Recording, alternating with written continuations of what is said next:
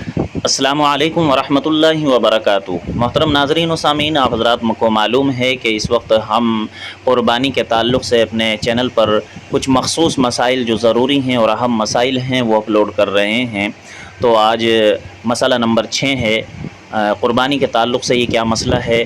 تو مسئلہ یہ ہے کہ بعض لوگوں کا یہ خیال ہوتا ہے، وہ یہ خیال کرتے ہیں کہ گھر میں جو جانور پالا جاتا ہے، اگر کسی آدمی نے، کسی شخص نے اس پالتو جانور میں قربانی کی نیت کر لی تو اس نیت کی وجہ سے اس جانور کی قربانی کرنا لازم ہو جاتا ہے۔ یہ بعض لوگوں کا خیال ہوتا ہے کہ بھائی ہم نے کوئی جانور پالا، اس کی پرورش کی، اور اس کی پرورش کے دوران ہم نے یہ نیت کر لی کہ اس جانور ہی کو قربان کرنا ہے، عید الاضحیٰ کے موقع پر، بقرعید کے موقع پر اسی جانور کو قربان کرنا ہے، اسی کی قربانی کریں گے۔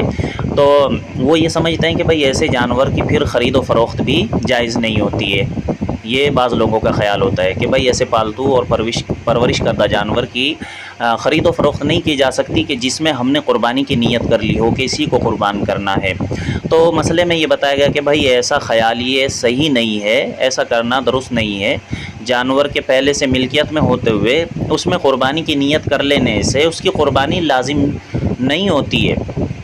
اس جانور کے علاوہ دوسرے جانور کی بھی قربانی کر سکتا ہے انسان۔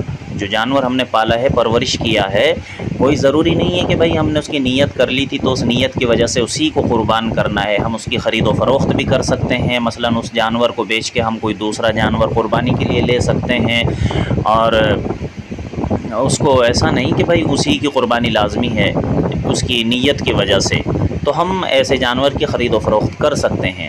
تو بعض لوگوں کا یہ خیال ہوتا ہے کہ بھئی ہم نے اس کی خرید و فروخت پھر نہیں کرنی ہے۔ اگر کوئی رکھتا ہے تو اچھی بات ہے، نہیں تو پھر یہ خیال نہیں رکھنا چاہیے۔